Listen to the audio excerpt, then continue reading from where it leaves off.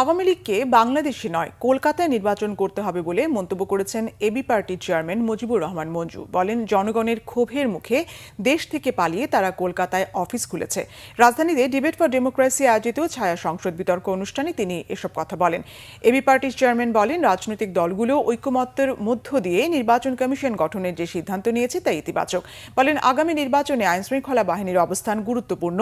বলেন, রাজনৈতিক দলকে লাল কার্ড দেখানোর ক্ষমতা না থাকলে এই কমিশন দিয়ে সুষ্ঠু ও গ্রহণযোগ্য করা সম্ভব নয়। নির্বাচন সুষ্ঠু না হলে ভয়াবহ সংকটের দিকে যেতে হবে। মুজিবুর রহমান মঞ্জু বলেন, জুলাই সনদে সই না করলে গণ অভ্যুত্থানের কিছু অর্জনের স্বীকৃতি মিলবে না। পিআর পদ্ধতি প্রসঙ্গে তিনি বলেন, চলমান ব্যবস্থা ব্যর্থ হয়েছে, কিন্তু পিআর পদ্ধতিতে সংখ্যাগরিষ্ঠ ভোট না পেলে সংসদ ঝুলে যেতে পারে।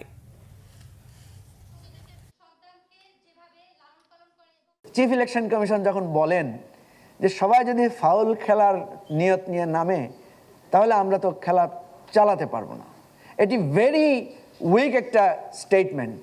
আপনি election commissioner, chief election commissioner, বাংলাদেশের যে কোনো নির্বাচন বাতিলের ক্ষমতা, সরকারি দল হোক, বিরোধী দল হোক, পাওয়ারফুল দল হোক, আপনি যদি লাল কার্ড দেখানোর ক্ষমতা না রাখেন তাহলে আপনি নির্বাচন পরিচালনা করার যোগ্য লোক না। আওয়ামী লীগের যারা লেসপেন্সার ছিল বা আওয়ামী লীগের যারা প্রার্থী ছিল, আমরা তো বেশিরভাগ লোকদেরকে দেখতে পাচ্ছি তারা গণহত্যার সাথে জড়িত।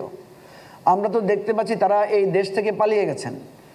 আমরা তো দেখতে পাচ্ছি বাংলাদেশে অফিস না করে তারা কলকাতায় অফিস করছেন। তো তাদের তো বাংলাদেশে ইলেকশন করবেন কিভাবে? তাদের তো সামনে কলকাতায় ইলেকশন করতে হবে। বাংলাদেশে ইলেকশন করার তো তাদের আর কোনো স্কোপ নাই।